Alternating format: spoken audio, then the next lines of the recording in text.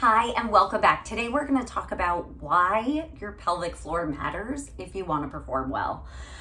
I am so glad that you're here, and I hope you've already subscribed to my channel and shared it with friends, and if you haven't, go ahead and do that right now.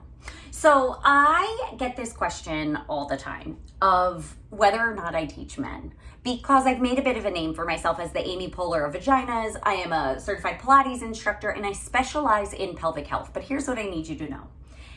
Everyone has a pelvis, everyone has a pelvic floor, and there are so many assumptions that are made when someone mentions the pelvic floor, and most of those assumptions are that it's a very flowery, gentle thing that's only for people preparing to birth someone or recovering from birthing someone, and that it only applies during that time of life. And that is garbage, okay? It's 100% not true.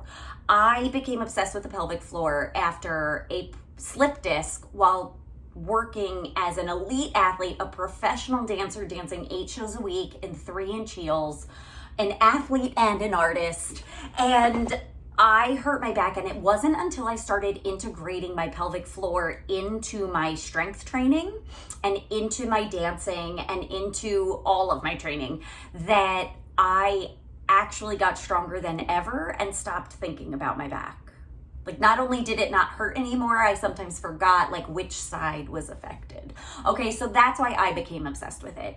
And it is because of the way that I integrate and continue to integrate the pelvic floor into movement and movement patterns, whether or not I am explicitly talking about it.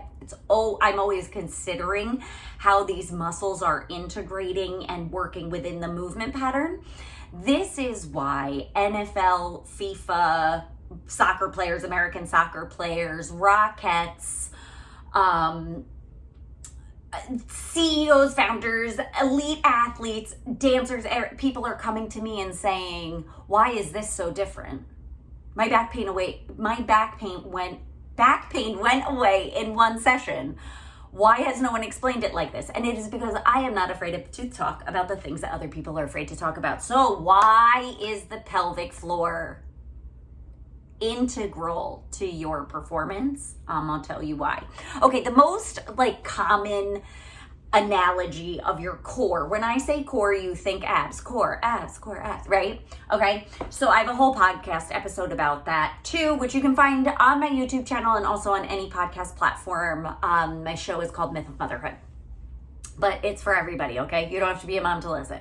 So this is my model pelvis. So here would be your abs, which usually when people say core, they think abs. But your core is a 3-dimensional, dynamic, moving concert of many muscles working together, collaborating to stabilize your core, protect your organs, balance the distribution of labor in your muscles, your joints, your ligaments, so that everybody's doing what they're designed to do, supporting each other, getting the support they need so that they can function well for a long time, which I think is something we can agree that that's something we're interested in.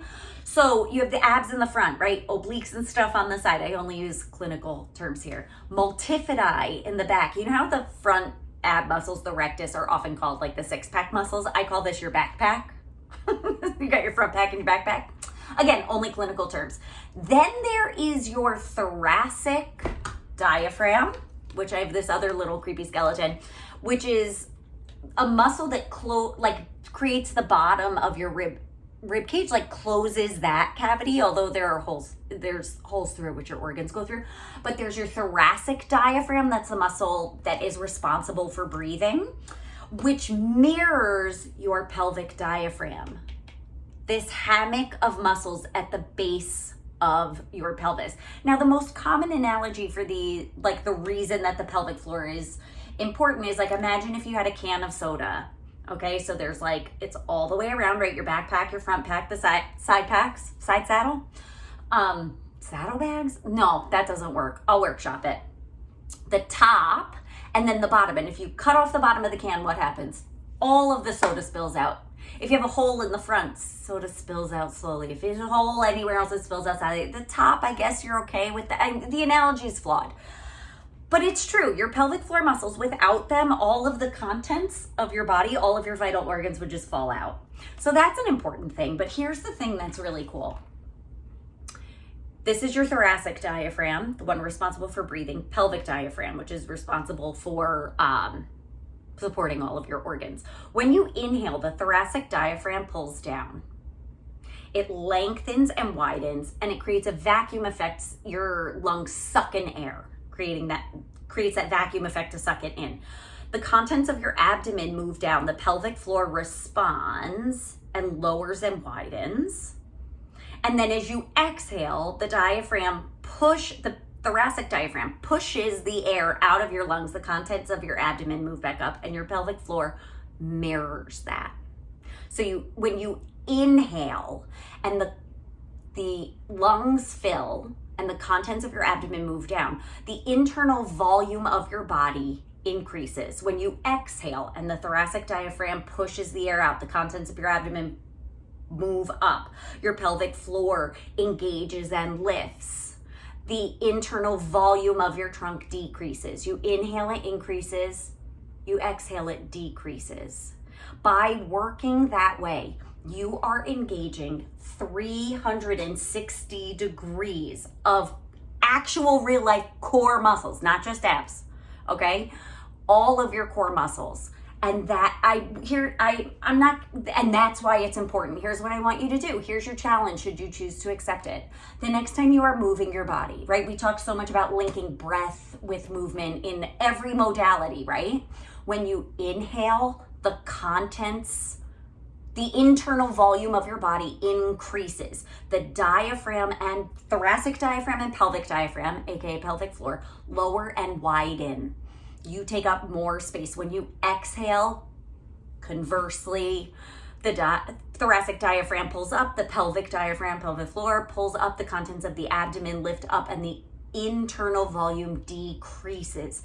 Include that type of work, that 360 dynamic breathing into your next movement practice, workout, whatever it is, and let me know how it goes. And then I want you to tell me how impactful integrating your pelvic floor is to your performance. As always, I've got your back, I've got your front, I've got your undercarriage, and I cannot wait to hear from you how this goes. Don't forget to subscribe, send this to a friend, let me know how it's going, and as always, reach out if you need a little more help, because that's what I'm here to do, help you perform as best you can in the bedroom, on the field, on stage, at work, everywhere and anywhere that you want to. I'll see you next time.